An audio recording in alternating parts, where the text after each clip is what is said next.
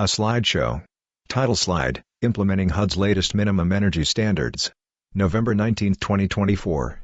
Spotlight, Home Investment Partnerships Program, HOME, Home American Rescue Plan, Home ARP, Housing Trust Fund, HTF. U.S. Department of Housing and Urban Development. Jennifer Miller appears on a video call at the top right-hand corner of the slideshow. Thank you. Welcome, everyone. We're pleased to be here today to speak with you about implementation of HUD's minimum energy standards. Particularly, we're going to be focusing on three funding sources: the Home Investment Partnerships Program, also known as HOME, the Home American Rescue Plan, also known as HOMARP, and the Housing Trust Fund, also known as HTF. Next slide, please. Slide, Other upcoming webinars. A list. Before we begin, in addition to today's webinar, there are three others upcoming that we want to spotlight for you. The next two in December will focus more on specifics of the related codes. The 2021 IECC applies to single-family homes and low-rise, fewer than few-story multifamily buildings, while the 2019 ASHRAE applies to mid and high-rise or more than 4 stories multifamily buildings. A third webinar will address alternative options for compliance, and that webinar will be scheduled soon. Be sure to register early for any of these you're interested in. They will also be recorded and made available on the HUD Exchange. Next slide, please. Slide, Today's presenters. A bullet point list. I'd like to briefly introduce you to today's presenters. I'm Jennifer Miller, a Senior Manager in ICF's Housing and Community Development Group, and I'm joined by Michael Brown, who is a Senior Managing Consultant in ICF's Building Technologies Group. Next slide, please. Slide, Today's topical focus. A bullet point list. I'm going to preview now what we'll be covering in today's webinar. We will review related requirements and offer implementation guidance for the latest minimum energy standards, again with a particular emphasis on HOME, HOMARP, and HTF funding sources. These energy code requirements apply specifically to HUD, HTF grantees, and HOME or HOMARP PJs who are responsible for compliance. There will also be implications for interface with other design and construction partners in programs and projects, including developers, builders, architects, engineers, etc. We'll go over that more shortly. We'll also briefly highlight pathways for achieving and maintaining compliance, including alternative options. And finally, we'll point you to some additional implementation resources. Next slide, please. Slide, Overview of requirements. New slide, Prior determination, 2015. A bullet point list. Okay, let's dive in. There was a prior determination detailing these codes that was jointly published by HUD and USDA in May of 2015 that applied to new construction that was assisted by one or both of those agencies' funding sources and/or was FHA insured. This publication established the 2009 IECC as the minimum standard for single-family low-rise buildings, and the ASHRAE 90.1-2007 as the minimum standard for mid or high-rise multifamily buildings with 4 or more stories. The more recent requirements we're going to speak about next are not brand new, but rather are updated versions of these. Next slide, please. Slide, Current determination, 2024. A bullet point list. The latest determination, which is our focus today, was jointly published by HUD and USDA in April of 2024, and it similarly applies to new construction assisted with those sources or FHA insured.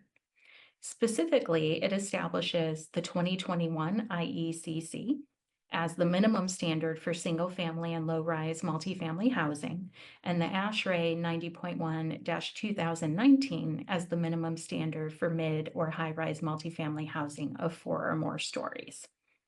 Next slide, please. Slide, Scope and Purpose. A bullet point list. These codes are statutorily required under the Energy Independence and Security Act of 2007, or the EISA. The adoption of these standards is subject to passage of a cost-benefit housing affordability and availability test. These latest minimum energy standards have met this test. Next slide, please. Slide, Anticipated benefits. A list. Adoption of these codes can yield an array of positive benefits. They can generate significant annual and lifetime cost savings for both homeowners and renters, which we'll cover more shortly. They can also improve resident comfort, promote positive health impacts overall, and reduce respiratory issues. Further, they can improve building resilience to extreme weather and enable passive survivability, which refers to a structure's ability to maintain critical life support conditions in the event of extended loss of power, heating fuel, or water. Next slide, please. Slide, anticipated benefits, estimated savings. 3 bullet point lists. Delving more into the cost benefit, analysis shows significant anticipated savings, including growth in those savings over time. For example, estimated cost savings for the IECC run over $2 billion and over $50 million for the ASHRAE over 30 years. The IECC, with each successive update it's had in recent years, has yielded growing savings with a positive difference of nearly 9% between the last and current versions. Inclusive of adoption of both codes, a reduction in over 6 million in metric tons of carbon emissions over 30 years is anticipated, which results in an annual societal cost savings of nearly 14 million. I'm going to turn it over now to my co-presenter, Michael, to speak more in detail to the IECC. Michael? Michael Brown appears on the video call. Slide, deeper dive on the IECC. A list. Great. Thanks, Jennifer. So I'm going to be giving a brief overview of the 2021 IECC to everyone. And as Jennifer mentioned earlier, there's going to be a separate webinar that goes into detail on this code. So I want to give people a general sense of what it is and what it covers, but more details will come. To start, the IECC is the International Energy Conservation Code, and it's used to set requirements for minimum levels of efficiency in buildings. The IECC is the most adopted model code in the US, typically done by states. The IECC is developed through a national consensus-based process, and an updated version is published every 3 years. It's common for states to make amendments to the IECC, so in practice, the code is often unique in each state. The IECC is one of many model building codes, often called the I codes, and they include the International Building Code, plumbing, mechanical, electrical codes, etc. Next slide, please. Slide, structure of the 2021 IECC.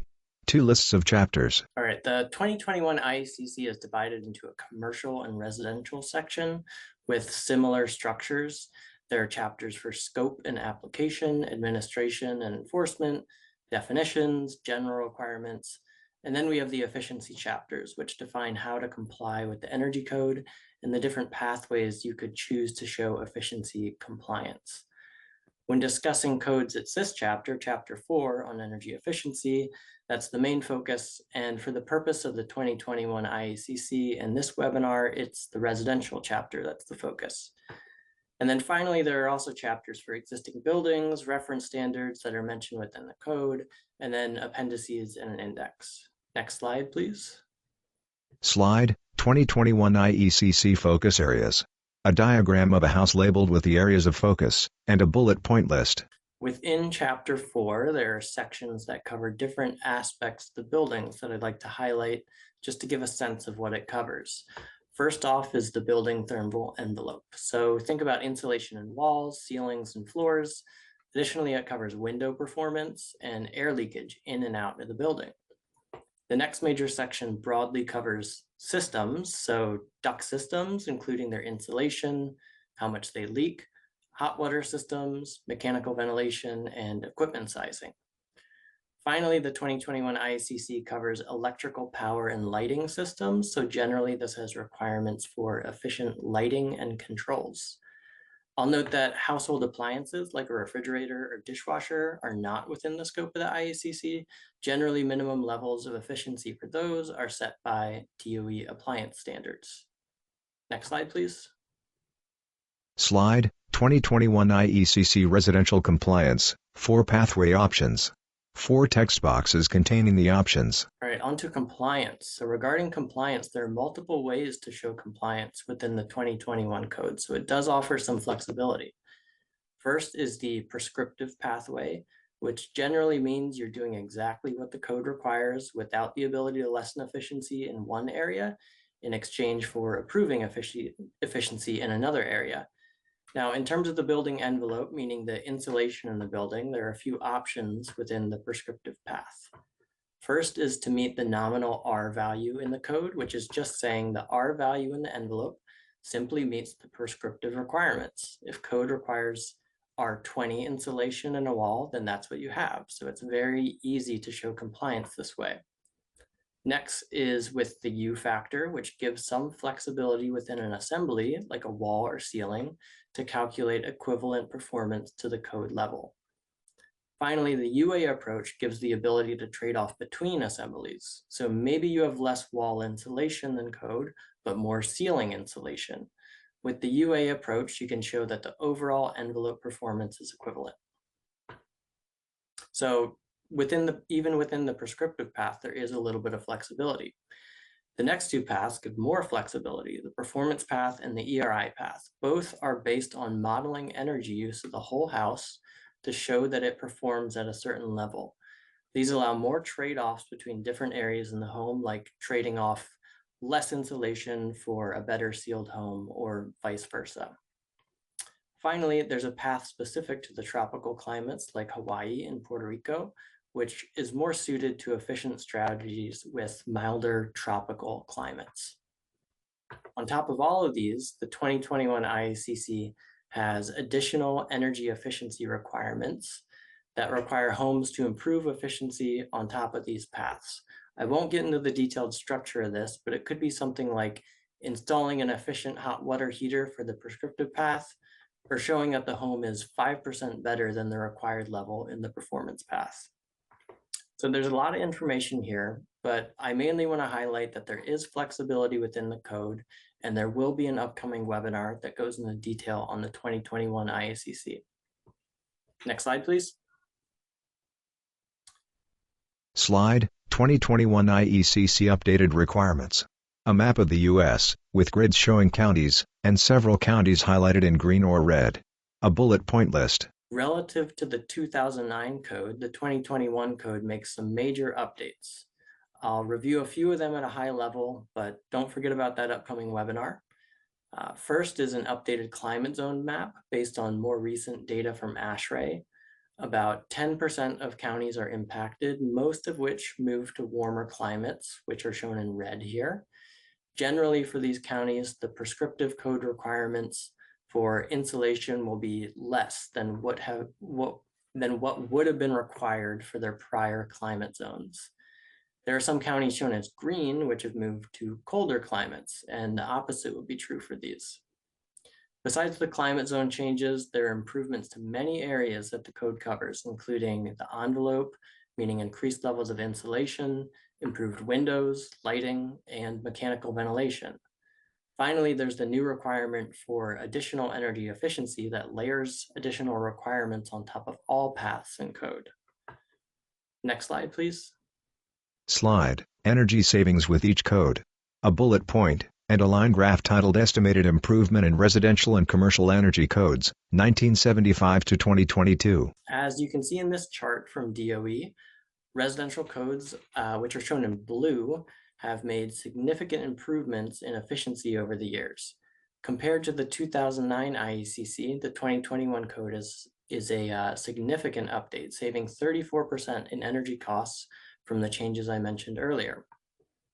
As you see in the chart, it saves less compared to more recent codes like the 2018 IECC, where the 2021 code saves about 9%. Next slide, please. Slide, current state energy code adoption.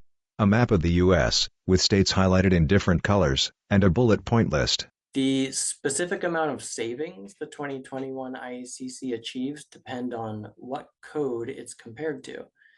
Codes are generally set at the state level, and this map shows what DOE has determined each state code is equivalent to. The ones in dark green have equivalent performance to the 2021 IECC after DOE analysis, which accounts for any amendments that states have made. So there's no impact and no savings from meeting HUD's minimum energy standards of the 2021 IECC. The states in the lighter shade of green are equivalent to the 2021 IECC.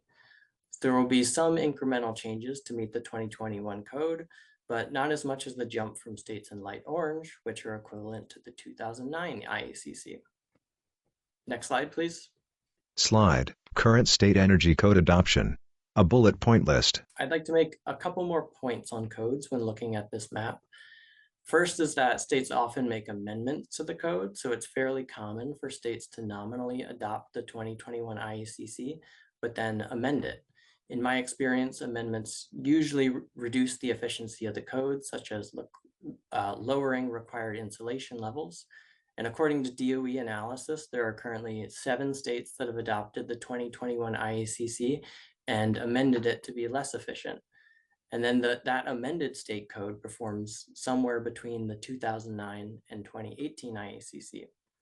For HUD-assisted new construction projects moving forward, you cannot go below the standards of the unamended 2021 IECC. So for those states, homes would have to be built to exceed the state code. Second is the relationship between state and local governments for building codes. You can see there are some states shown in white, which are home rule states. This generally means local governments like a city or a county adopt building codes instead of the states. Additionally, there are some states that have stretch codes, which is another mechanism that allows local governments to adopt more stringent codes. To give a few examples, Texas has a state code at the 2015 IECC, but several cities, including Austin, have adopted the 2021 IECC. Hawaii is technically a home rule state, but over 80% of the population is covered by the 2021 IECC through local code adoption. And then Massachusetts has a stretch code available, which has been adopted by the majority of jurisdictions there. So to summarize, there's a lot of variability in code adoption at the state and local level. So the incremental effort to build to the 2021 IECC depends on what code is currently in place at the local level. And with that, I'm going to pass it back to Jennifer. Slide, various standards acceptability.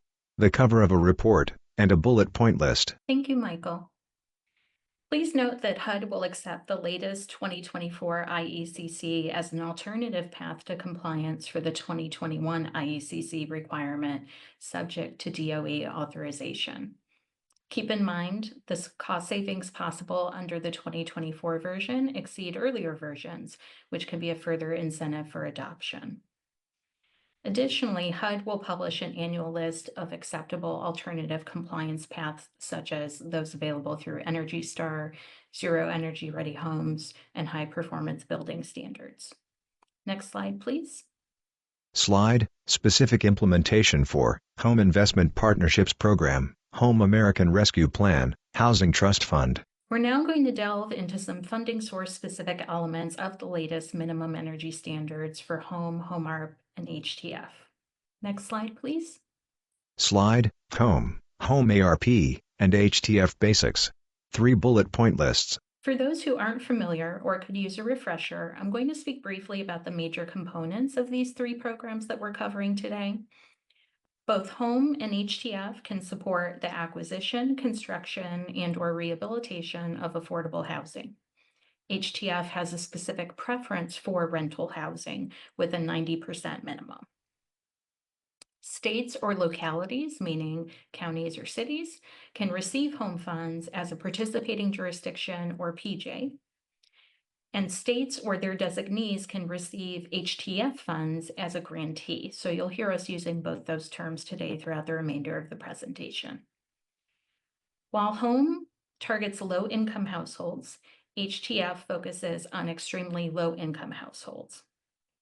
The newer Home ARP program allows for rental housing production, along with other activities, with a focus on qualifying populations or QPs and a limited allowance under rental housing for low-income households. Next slide, please. Slide, home Home ARP, Housing Trust Fund applicability. A bullet point list. We're focusing on Home, HomeARP, and HTF today because they are the first covered programs with the earliest compliance deadline for these minimum energy standards. That deadline is currently November 28th of 2024, so later this month. This deadline pertains to the grantee or PJ funding commitment, irrespective of the year of appropriation. It applies to new construction only. There are other covered programs reflected in the notice for the minimum standards. If you're combining any of these funds, Home, HomeARP, HTF, with others, the later compliance date will apply.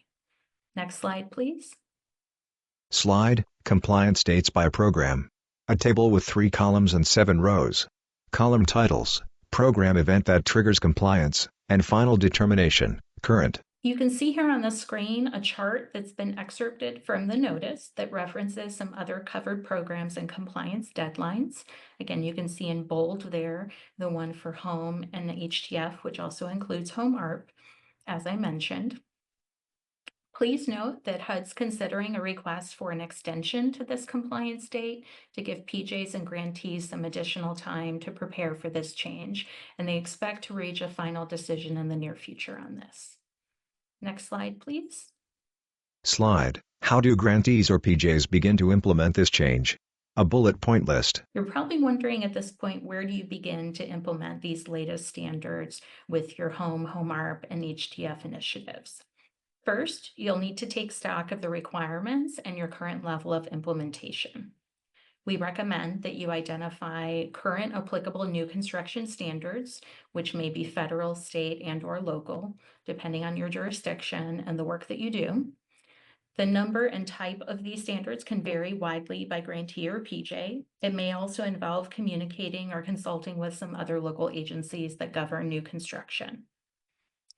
Once you've gathered information on the various applicable standards, you'll be in a position to assess alignment with or incorporation of the latest minimum energy standards. You'll want to evaluate your current compliance status with these latest codes, assessing if your jurisdiction falls short, meets, or exceeds the requirements. If you meet or exceed the standard and your related roles and responsibilities are clearly delineated, documents and processes are appropriately defined and documented, then you will continue on with that implementation and associated compliance enforcement. However, in doing this assessment, if you find that you fall short of the current code requirements, you'll need to clearly identify what those gaps are and develop and implement a strategy for addressing them, including updating your associated standards. The complexity of this will vary based on the magnitude of the shortfall in relation to the newest standards. The strategy could include plans for timely and relevant communication to current or prospective partners in your construction activities. While the grantee or the PJ is responsible for related compliance, these folks and the actions that they take or do not take can have an impact for you. So you want to ensure they also understand the requirements and how they can help you facilitate implementation. Next slide, please. Slide, what else should grantees or PJs do to implement this change?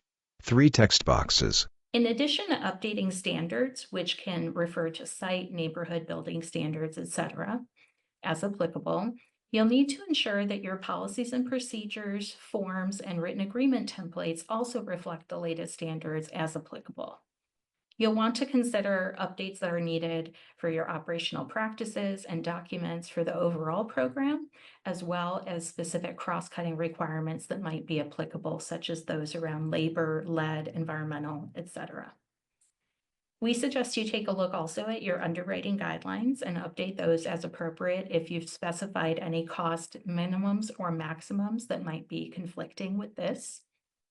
You'll want to also give advanced consideration to how adoption of these standards might reflect in development budgets and operating performas and utility allowance documents, as that will impact your review. For example, there might be some higher initial construction costs depending on the nature scope of that work, but as we've described today, operating costs are expected to decrease over time based on the cost savings of these codes. Additionally, there may be a decrease in utility costs over time that can allow for an increase in allowable chargeable rent. You'll want to be sure to share update information on these codes with your current or prospective program and project partners, including any related process or document updates. Whether you'll implement these changes with internal staff or outsourcing or some combination thereof, you'll want to ensure that all those folks are clear on the related requirements and how they're going to be operationalized for consistency and compliance. Next slide, please. Slide, Compliance Oversight. A bullet point list. While a grantee or a PJ may engage a host of other partners in their construction programs and projects, it is the grantee and the PJ that's ultimately responsible for compliance with these latest minimum energy standards. They must ensure that the work is appropriately documented and that that documentation is reviewed and approved as appropriate. While each of these programs, Home ARP, HTF, have their own inspection requirements, compliance with these minimum energy standards can be assessed in alignment with those. If a local or state code exceeds these latest minimum energy standards, the grantee or PJ is not required to conduct an additional special related inspection. Certifications of compliance can be obtained from a third party. This could be a home energy rater with code credentialing, an architect or engineer providing a certification, or a local building inspector or code official. Maintaining related documentation of compliance will be key. Next slide, please. Slide, Other resources. There are some additional resources to support implementation, which we'll briefly cover now. Next slide. Slide, Determination and HUD resources. A bullet point list with links. Specific to the latest minimum energy codes we've gone over today, there's a related summary page on the main HUD website, which is linked here, along with the specific notices and FAQs. We've also listed the specific pages for the Home ARP, and HTF programs that are on the HUD Exchange that might be helpful as you consider how to implement these standards with those programs. Next slide, please. Slide, Tools, and further information. A map of the U.S., with color-coded regions labeled with their corresponding programs, and a bullet point list. There are some additional national and regional resources available through the PNNL and Energy Codes websites listed here, and we encourage you to consult these also. As noted earlier, these slides will be posted to the HUD Exchange, including these links. Next slide, please. Slide, Tax credit resources. A bullet point list. There are also some tax credit opportunities that can be assistive in filling resource gaps and serving as alternative compliance pathways, given adoption of the latest IECC. This includes Section 45 tax credits for Energy Star single and multifamily new construction, as well as DOE's Zero Energy REIT home standards. Next slide, please. Slide, Technical assistance. A bullet point list. You can also request technical assistance depending on your qualification in one of these groups. Eligible requesters include state and local governments, which includes HTF grantees or Home ARP PJs, tribes, tribally designated housing entities, and tribally designated housing authorities, public housing authorities, housing counseling agencies, multifamily owners and operators, nonprofit organizations, continuums of care, and HMIS lead organizations. So folks within these groups that receive funding directly from HUD can go to the link above through the Community Compass Technical Assistance and Capacity Building Program and request technical assistance. HUD will then review that request and assign as appropriate to a qualified TA provider to assist you. And that assistance can take different forms based on your needs. It can be advisory around documentation. It can be advisory around general program practices and other things. Next slide, please. Slide, Other upcoming webinars.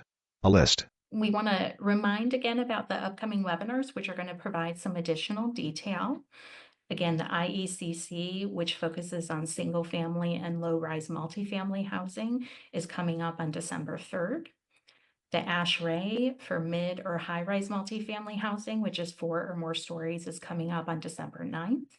And then the last item still to be scheduled is the alternative compliance pathways. You can register for any of these through the HUD Exchange, and we do encourage you to register early. And additionally, those presentations and recordings will be made available after the trainings on the same HUD Exchange website. That concludes our presentation. So we're going to move at this point into any questions. Thank you.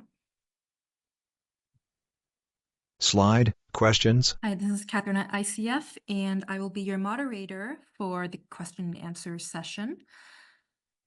First off, and I think this one will be for Michael, Jennifer went over how to demonstrate the pathways to compliance. So there was a question on what type of documentation, such as architect certification, energy consultant certification, and is there certification for those folks showing that they're qualified to provide this documentation in the first place? So if Michael, if you could speak to that space. Sure. I think generally there are many kind of credentials that are qualified to do this. And in terms of the like performance and ERI paths, there are reports from software that demonstrate compliance with this. There are also tools from DOE like ResCheck that can be used to document compliance with the code. I think in terms of specifics of which credentials and what kind of certification would be required, I think we may be exploring having more information on that coming out through HUD and on the future IECC webinar. So we've discussed some of that with HUD, but I think more information on that will be coming. Okay, and this one for Michael again. Does the IECC coordinate with the Energy Star and fortified roofing programs?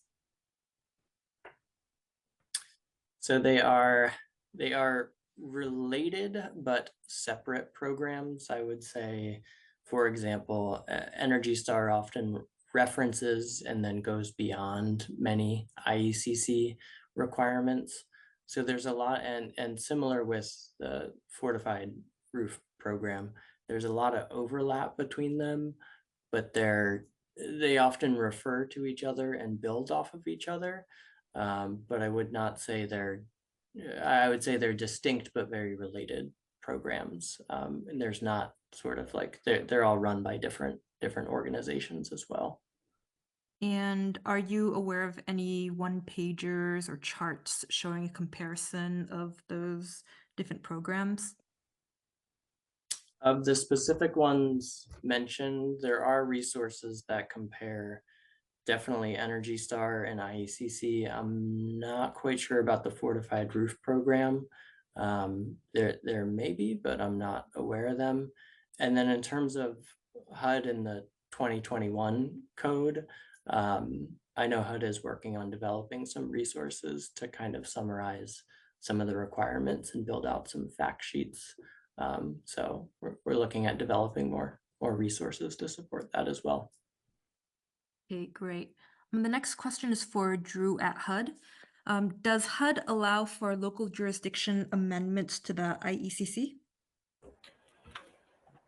Thank you. And so I think there's a couple questions that are asking about the impact of amendments and also states that have not adopted a state code. So really, we're looking at the overall efficiency of the kind of amended code. If it meets or exceeds the 2021 IECC or ASHRAE 90.1 2019, then it would be in compliance with the minimum energy standard adopted in the final determination. But if a local jurisdiction amends the code to weaken it, as Michael was talking through, then it wouldn't meet the updated standard. And one additional note I just wanted to make is that on alternative compliance pathways and the crosswalk between some kind of different high performance building programs, kind of Energy Star, et cetera, HUD will be releasing a list of which programs meet or exceed that efficiency and will be accepted as alternative compliance pathways with the final determination. I just wanted to add that as well. Okay, and so you're speaking to this a little bit. If a state has no codes adopted, they would have to use the 2021 IECC or the applicable ASH rate in order to be compliant.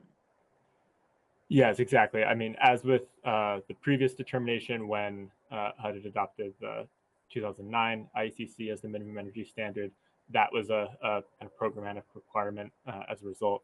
And here it's the same thing with the 2021 IECC. So, so that would be the case. Okay, and this one will probably be for Jennifer. Speaking to the trigger date, will amendments that take place after the compliance date of November 28th of this year to agreements that were executed prior to the effective date result in the new energy standards becoming required? Sure, great question. Since you're not specific in the question about the type of agreement, we may need to detail this answer further, but in terms of the trigger, it ties to the agreement originally executed between HUD and the grantee or PJ.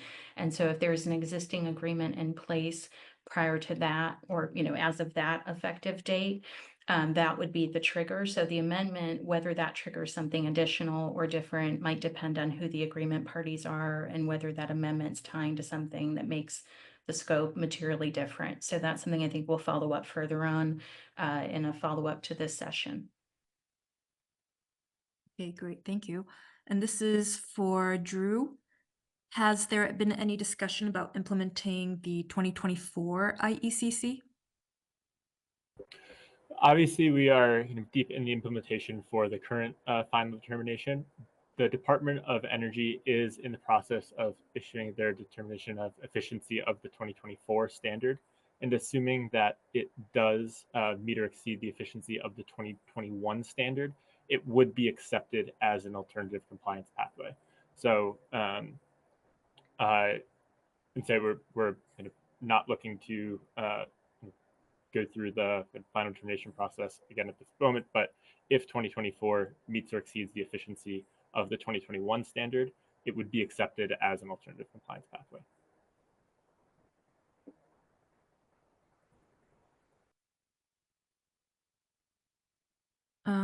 And this one might be a little bit technical, so let me try Michael first.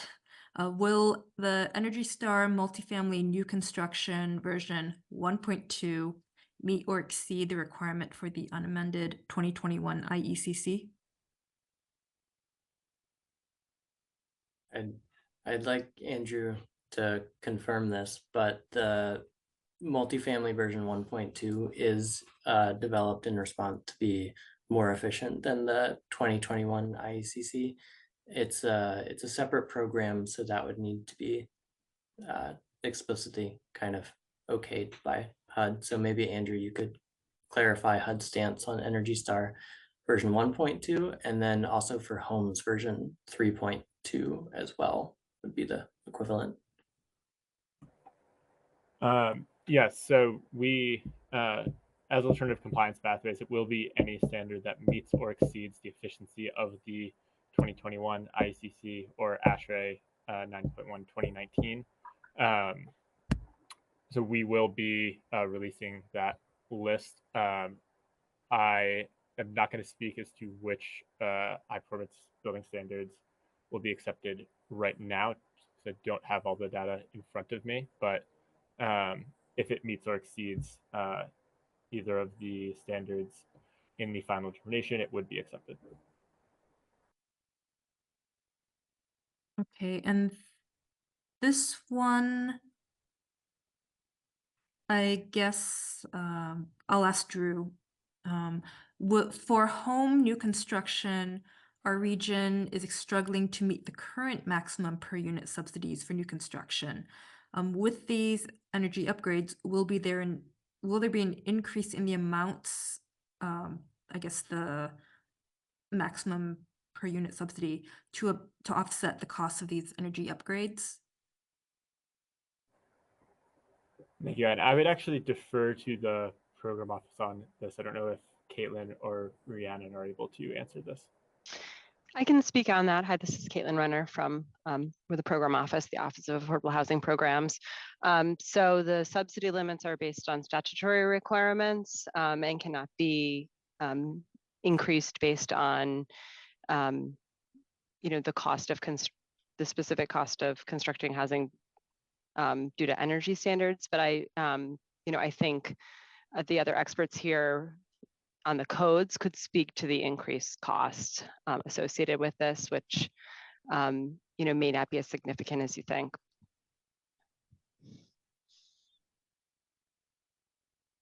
And I would also add that as the costs of construction just increase due to market changes, that's reflected, of course, from year to year in the maximum per unit subsidy limits for the home program. And for the Housing Trust Fund program, those limits do not apply. They're established by the states.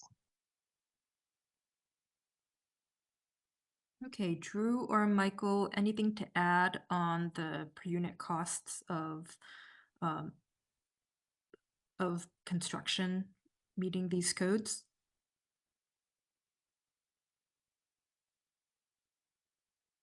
Okay.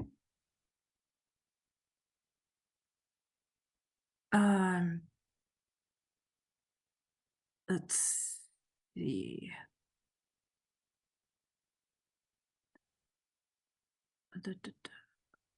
How do you, let's see, maybe this one for Michael. How do you determine compliance for a project that has already been fully designed and been awarded funds through an RFP or other means? I'd like to take that actually, Michael, because this is applicable specifically to home or HTF. So I just want to clarify that compliance is required for only new home or HTF commitments.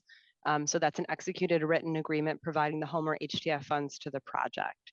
So if your project has been selected through an RFP process prior to the compliance date, but no written agreement has been executed with the participating jurisdiction for home or the HTF grantee until after the compliance date, then the project scope would have to be updated to comply with the new energy standards. However, for projects already underway, projects where commitments occur prior to the compliance date, those projects are not required to comply with these new energy efficiency standards and would instead be complying with the previous version. Okay, and this one might also be a program question, so I'll let Caitlin take a first crack at this. My state currently collects certification from the project architect or engineer that the new construction complied with the IECC standards. Do I understand correctly that we, as the PJ, should also collect the architect or engineer's credentials to make this determination? Yes, the home PJ would need to retain that information in the project file to demonstrate compliance with property standards for new construction projects. And the same goes for the HTF grantee. If you know your state collects it, you could always get it from the state as well. If you are the state or if the state was also funding the project. Okay, and then we have a question, and maybe I'll have Drew triage this, but what are some common compliance pitfalls you've seen in projects attempting to meet the 2021 IECC standards, particularly with retrofitting older homes? So here I'd first off note just that this standard, the new requirements are only applicable for new construction. So retrofit projects are not going to be impacted here. And I would really recommend joining the subsequent webinars where we're going to be discussing more and nuance in the 2021 IECC and ASHRAE 2019 codes, getting into a little bit more detail there. Michael or Caitlin, if you have anything else to add, feel free, but that's what I have to say. And Andrew, I'll just add that I think probably the biggest thing is just understanding what the code requires and planning for it. So that would mean understanding the required insulation levels, having a plan for what kind of path you're going to comply through, basically not being surprised on any requirements. So I'd second kind of more information in the next webinar will help there, but I think planning is probably one of the bigger pitfalls. Okay, if there are no further questions, then we can call this early. But just a reminder, the slides and the webinar recording will be available on the HUD Exchange in a few weeks.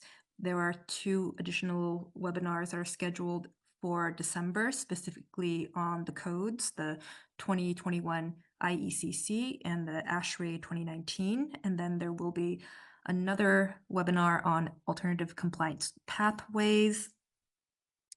And following the webinars, we will also issue a list of frequently asked questions, so you can see what other questions you might have, or they can be answered. And if you have further questions, you can always contact HUD.